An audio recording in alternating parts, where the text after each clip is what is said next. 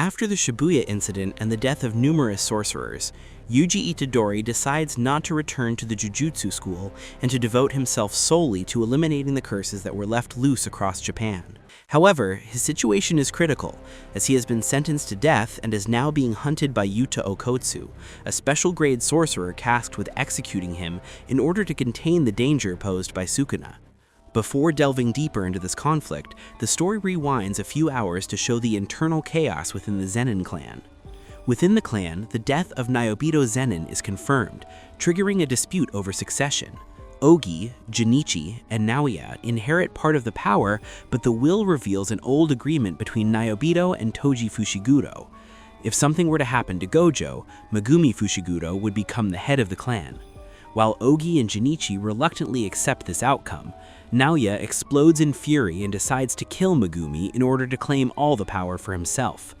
Returning to Itadori, he is shown to be emotionally devastated by the deaths in Shibuya, feeling personally responsible for the tragedy. Although his body is recovering thanks to Sukuna, his mind is on the verge of collapse. Choso, who now recognizes Itadori as his brother, stays by his side and supports him, assuring him that he is not responsible for the deaths of his other brothers. Even so, Itadori continues fighting curses as his only way to atone for his guilt, accompanied by Choso, with whom he demonstrates excellent coordination in battle. After defeating several curses, the two are interrupted by Naoya Zenin, who is searching for Megumi with the clear intention of killing him.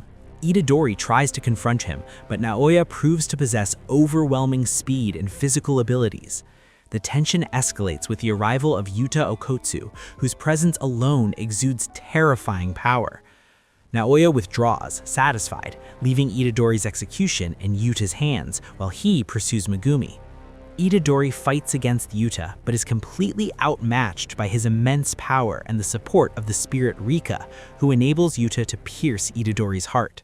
Meanwhile, Choso battles Naoya, and using a new technique that floods the battlefield with blood, manages to defeat him. Just as Choso is about to finish him off, Yuta appears and knocks Choso out, then heals Naoya in exchange for having him report that Itadori is dead. Itadori awakens, alive, and Yuta reveals that Gojo asked him to protect Itadori if anything were to happen. Although he carried out the execution order, he revived him using reverse curse technique. Megumi was also aware of the plan and supports the idea that Itadori should not be condemned for a power he never chose.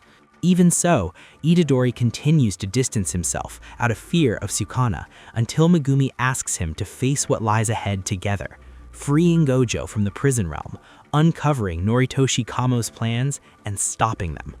Along this journey, Itadori learns of Nobara Kugisaki's officially confirmed death during the Shibuya incident.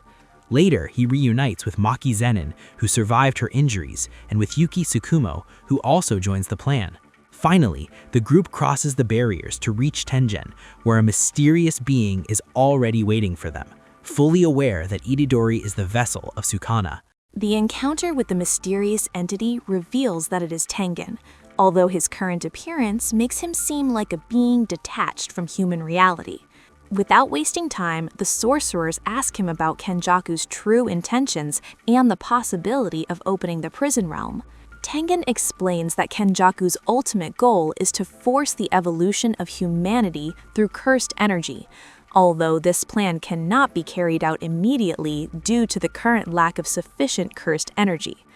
As a preliminary step, Kenjaku plans to merge all of humanity with Tengen himself, who, after evolving without a vessel, developed a consciousness that extends across the entire planet.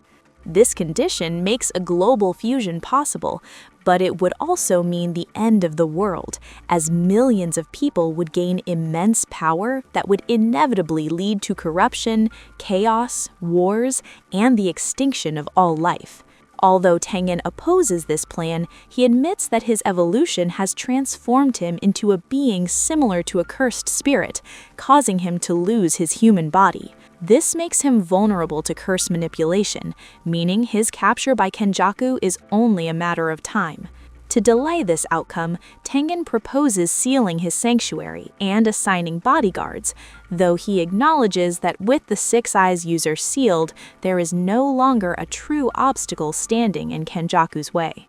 Even so, the plan requires a preliminary phase known as the culling game, a survival ritual in which hundreds of sorcerers fight under strict rules and a point-based system designed to optimize cursed energy. The outcome of the game could lead either to a new era of enlightenment or to the total expansion of evil. Faced with this threat, Choso and Yuki Tsukumo decide to remain with Tengen to protect him, while Itadori's group takes responsibility for directly intervening in the ritual.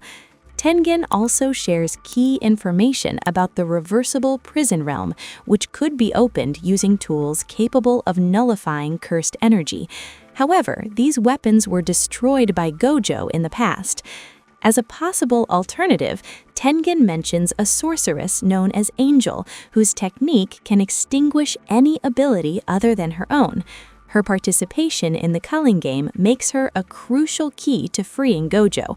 With the rules, colonies, and responsibilities defined, the sorcerers prepare to take action and prevent the world from falling into absolute chaos. With preparations underway for an impending decisive battle, the story returns to the Zenin clan, where Naoya Zenin openly opposes Megumi Fushijuro's recent rise to leadership. His contempt also targets Maki Zenin, whom he deems inferior due to her inability to use cursed energy and her weakened physical state. Although Megumi now has the authority to appoint Maki as clan head, this shift in power sparks fierce resistance. Naoya and Junichi Zenin secretly conspire to stage an accidental execution to eliminate both Megumi and Maki.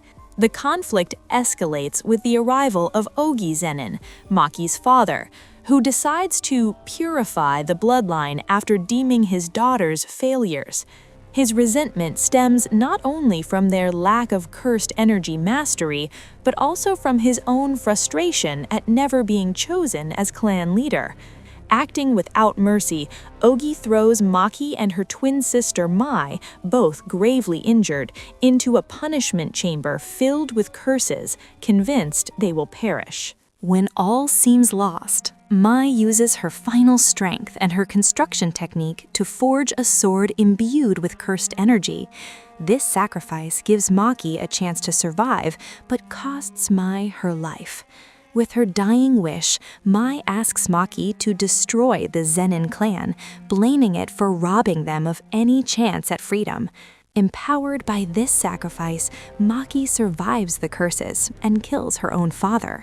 In response, the clan mobilizes to stop her. The first to fall is the Kukuru unit, a group of disposable fighters used as expendable shock troops. Next comes the Hei group, the elite Zenin sorcerers. Yet even they are overwhelmed. Jinichi, unable to comprehend Maki's rapid evolution, is effortlessly defeated and decapitated by her sheer physical power. At last, Naoya intervenes as the clan's final line of defense. The battle reveals that Maki has fully awakened her heavenly restriction, reaching a level comparable to Toji Fushiguro. With Mai's death erasing the last trace of cursed energy from her body, Maki becomes immune to domain expansions. Using her heightened senses, she sees through Naoya's techniques and defeats him decisively. Though Maki's dying mother delivers the final blow to Naoya, Maki also kills her, completing the total annihilation of the Zenin clan and marking the fall of one of the most powerful families in the world of Jujutsu. After the massacre of the Zenin clan, the story shifts its focus to Masamichi Yaga, the sorcerer who was the first to create autonomous cursed corpses, beings with cursed energy and their own consciousness, capable of acting without external control, Panda being the prime example. Although Yaga never revealed the secret behind this technique, the higher-ups of the Jujutsu world issue an execution order against him, using Gojo Satoru's alleged betrayal as an excuse. In truth, their real objective is to force Yaga to divulge the formula to create more of these beings. The one tasked with carrying out the order is Yoshinobu Gakuganji, who leaves Yaga gravely wounded. Before dying, Yaga chooses to reveal the secret of his technique, not as an act of submission, but so that Gakuganji must bear the responsibility of that knowledge and reflect on the corruption within the Jujutsu world.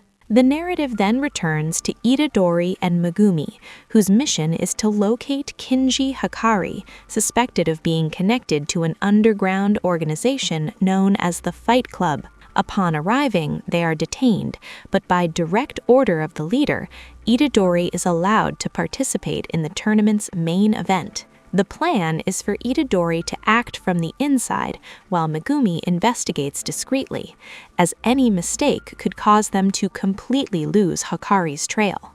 One key rule of the tournament is the ban on cursed techniques, since the audience consists of ordinary people who cannot perceive cursed energy. This forces the fighters to rely solely on physical combat. In the arena, Itadori is unexpectedly matched against Panda, who is also infiltrating the club with the same goal. Together, they stage a fake yet spectacular fight that amazes the crowd and catches Hikari's attention, leading him to plan on turning Itadori into the tournament champion purely for entertainment. Later on, Panda reveals that Hikari is controlling everything from a monitoring room protected by his ability. After defeating several opponents, Itadori finally comes face to face with Hikari. Hikari speaks about his obsession with risk, excitement, and control, making it clear that he seeks to rival or even surpass the influence of Gojo Satoru. When Itadori pretends not to know Gojo, Hikari realizes he is an infiltrator and decides to confront him directly. While Itadori is in danger, Megumi and Panda infiltrate the club building to locate Kinji Hikari's hideout and provide him with support. However, they are discovered by Kirara, Hikari's protege, which triggers a battle on the rooftop. During the confrontation, it is revealed that Kirara's technique allows her to prevent her enemies from approaching by placing special marks linked to the Southern Cross, as well as binding objects together using cursed energy. As the fight continues, Megumi attempts to understand how Kirara's ability works, which is based on the Southern Cross constellation. Each mark represents one of its stars and establishes specific rules of attraction and repulsion. Megumi tries to reason with Kirara, explaining that they need Hikari's help to prevent the destruction of the Jujutsu world. Kirara refuses, recalling that both she and Hikari were expelled from the school after a conflict with the higher-ups, and trusting that Gojo will resolve the situation. However, upon learning that Gojo has been sealed, she refuses to believe it and resumes the battle. After analyzing the marks, Megumi discovers the existence of a hidden fifth mark that acts as a trigger capable of nullifying Kiara's technique. With Panda's help, he manages to activate it and approach her, using his own technique to counter Kiara's final attack and capture her. Despite the victory, Megumi apologizes and asks her to listen to the reasons why they need Hikari. At that moment, Itadori and Hikari emerge from the hideout. Hikari demands a demonstration of determination before offering his help, so Itadori accepts his blows without defending himself.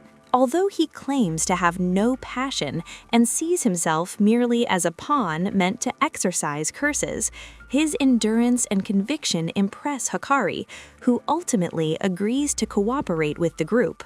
Finally, it is revealed that the culling game has officially begun following the addition of a new rule by Hajime Kashimo, allowing key information about the participants to be displayed. With the start of the game and the newly formed alliance, the future of the Jujutsu world becomes shrouded in growing and dangerous uncertainty. The episode opens with Sasaki, a friend of Yuji Itadori, waking up and hearing the voice of Kenjaku. He explains that the place where she is has been turned into one of the culling game's colonies through a barrier erected over ancient execution grounds. Due to the rules, those who were inside from the beginning are allowed to leave only once, so Sasaki chooses to withdraw. Before letting her go, Kenjaku thanks her for being a friend to his son. After awakening outside the barrier alongside other survivors, Sasaki remembers Itadori, subtly hinting at his connection to the unfolding events. Later, the main group regathers. Kinji Hikari is shocked to learn that Satoru Gojo remains sealed, while Panda reveals the death of Principal Masamichi Yaga, a loss that deeply affects the team. Hikari agrees to help stop the culling game, but asks for their support in expanding his underground fight club business. Meanwhile, Megumi Fushiguro reveals that he has become the head of the Zenin clan, though it is later destroyed due to Maki Zenin's actions. As they plan their next move, Kogane appears to announce new rules, confirming that Itadori is officially registered as a participant, likely because of his connection to Ryomen Sukuna. Thanks to an added rule, they gain access to information about dangerous players, such as Hajime Kashimo, who has already accumulated enough points by killing numerous participants, and Hiromi Higuruma, another player with an impressive score. Their strategy is to persuade one of them to create a rule allowing point transfers between players, thus avoiding the need to kill in order to gather points, something crucial to saving their allies and eventually freeing Gojo. To carry out the plan, the group splits up and enters different colonies. However, once inside the barrier, participants are separated at random. Itadori finds himself fighting multiple opponents while searching for information, defeating them through a mix of strategy and raw strength. At the same time, Fushiguro encounters Remy, who claims to know Higuruma's location in exchange for him acting as her knight.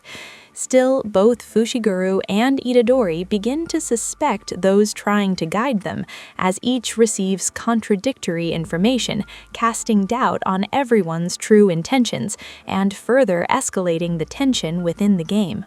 The story delves into Hiromi Higuruma's past through a flashback that reveals what his life was like before joining the culling game. He is portrayed as a brilliant lawyer, known for taking on extremely complicated cases and defending people who already seemed condemned by public opinion. One of those cases involved Keita, a young man accused of murdering a mother and her daughter. The key piece of evidence was a knife bearing traces of DNA that matched the victims, which was enough to secure his arrest and prosecution. Despite the evidence, Keita consistently maintained his innocence, claiming he had found the knife on the street and intended to hand it over to the police.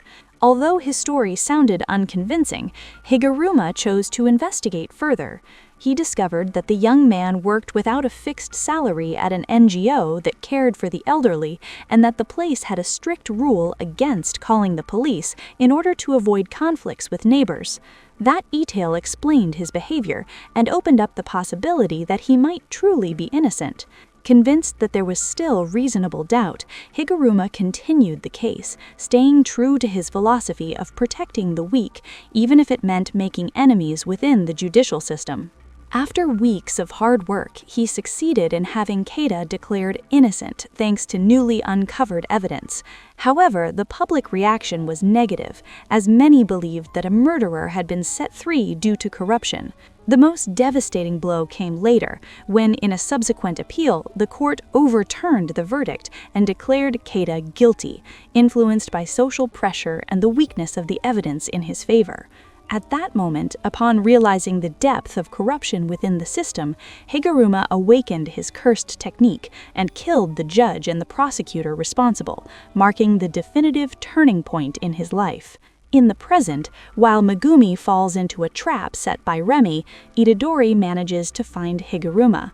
The former lawyer appears apathetic and cynical, convinced that the game is designed so that only the strongest survive. He rejects Itadori's proposal to use his points to create a rule that would prevent unnecessary deaths, having completely lost faith in justice. Without his cooperation, Itadori has no choice but to fight him, fully aware that his 100 points make him an extremely dangerous opponent. The battle between Hiroma Higuruma and Yuji Itadori begins when Higuruma activates his domain expansion called Deadly Sentencing. Unlike other domains, physical violence is not allowed inside it, since everything operates under a judicial system where the guilt or innocence of the accused must be determined.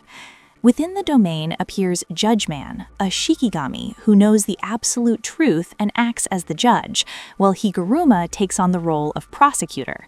Itadori is put on trial for entering a gambling establishment when he was a minor. Higuruma explains that the accused can only choose between 3 responses: confess, deny the accusation, or remain silent. Although lying is allowed, the sorcerer receives an envelope containing evidence that can influence the final verdict. Hoping that there is no clear proof, Itadori decides to lie and claims that he only entered the place to use the bathroom. However, when Higuruma opens the envelope, he discovers a photograph showing that Itadori was not in the bathroom, which is enough to declare him guilty of trespassing. After the verdict, the domain expansion ends. Higuruma then uses his judge's gavel, which can change size to increase its destructive power. In addition, because of the sentence, Itadori temporarily loses the ability to use cursed energy. During the fight, it is explained that Higuruma does not rely solely on his technique. From a young age, he was extremely intelligent and possessed an exceptional memory, which allowed him to quickly learn the fundamentals of sorcery and master cursed energy in a short time. Thanks to these abilities, he has become recognized as a Grade 1 sorcerer and has defeated more than 20 opponents. In the middle of the battle, Itadori decides to request a new trial, something allowed by the rules of the domain. This time, he is accused of the deaths that occurred during the Shibuya incident. To Higuruma's surprise, Itadori declares himself guilty, which leads Judgeman to issue the death penalty and grant Higuruma a sword capable of killing with a single strike. However, Higuruma remembers that those deaths were caused by Ryomen Sukuna and not by Itadori. Seeing that the boy accepts blame for a crime he did not truly commit reminds him of his original ideals as a lawyer, so he cancels his domain before carrying out the execution. Moved by Itadori's honesty, Higuruma abandons the fight and adds a new rule to the game that allows players to exchange points, regaining part of his faith in justice. While Yuji Itadori manages to carry out the initial plan, Megumi Fushiguro encounters Reggie Star, a reincarnated sorcerer participating in the culling game. Reggie tries to convince Megumi to join his group, but Megumi refuses, which immediately leads to a confrontation. Megumi manages to subdue one of Reggie's subordinates, although Reggie's group includes dangerous fighters, among them one who can turn parts of his body into explosives. During the fight, Megumi tries to save Remy, but he ends up badly injured by an explosion. When he notices that her allies do not care for her, Megumi warns her that she is on the wrong side, since to Reggie and his companions, her life has no value. At that moment, Megumi discovers that Itadori has managed to add the rule that allows players to share points, so he no longer needs to search for Hiromi Higuruma. Determined to keep fighting, Megumi faces another of Reggie's allies and, after a tough battle, defeats him brutally. After killing his opponent, he realizes he cannot hesitate, since they will need points to manipulate the rules of the game. However, the fight continues when he receives another explosive attack. Unexpectedly, a stranger intervenes and takes the explosion. Fumihiko Takaba, an eccentric man who claims he joined the fight because he believes it is unfair for a battle to be uneven. Although his behavior is strange, he proves to possess enormous cursed energy and manages to send Hazunoki Iori flying, even surprising Reggie. Seeing that Takaba can face Hazunoki, Megumi decides to chase Reggie in order to defeat him and take his points. However, Reggie proves to be extremely slippery, using his cursed technique to materialize objects from receipts and constantly escape. Over time, he realizes that Megumi has spent too much cursed energy using his Shikigami, so the chase reverses, and Reggie begins hunting him. Megumi then lures Reggie onto a basketball court to limit the space and prevent him from summoning large objects. Even so, Reggie manages to attack him with several materialized objects, leaving Megumi badly wounded and losing a great deal of blood. Convinced that the battle is already decided, Reggie prepares to take Megumi's points. However, what he did not expect was that Megumi had planned everything from the start. Taking advantage of the confined space of the court, Megumi finally activates his domain expansion, Chimera Shadow Garden. Megumi Fushiguro activates his domain expansion, Chimera Shadow Garden, successfully countering Reggie Star's technique and preventing him from escaping. Thanks to his Shikigami and his control over the shadow-covered terrain, he manages to immobilize him and gain a clear advantage in the fight. However, Reggie quickly realizes that the domain is incomplete, as it lacks a defined barrier and a guaranteed hit effect, allowing him to analyze its weaknesses and search for a way to counter it. Taking advantage of this, Reggie summons 3 cars to crush Megumi's shadow. This forces Megumi to bear an immense weight, revealing that his technique functions like a surface that must support everything summoned within the domain. Even so, Megumi fights back by summoning a giant Shikigami, turning the battle into a test of endurance where both must withstand extreme pressure without giving in. In a desperate attempt, Reggie tries to summon another object, but fails to do so in time and is dragged into Megumi's shadow, which lacks oxygen. Despite being in critical condition, Megumi keeps the domain active to ensure his defeat. It is then revealed that his true plan was not just to crush him, but to completely soak Reggie, rendering his receipts useless and cutting off access to his technique. With both fighters at their limit, the battle devolves into a physical confrontation. Although they seem evenly matched, Megumi manages to prevail by using a Shikigami to deliver the final blow. Reggie, acknowledging his defeat, transfers all his points to Megumi before dying, but curses him, making his resentment clear. Meanwhile, Fumihiko Takaba continues fighting Hazenoki, who, unable to defeat him, decides to retreat after learning of Reggie's death.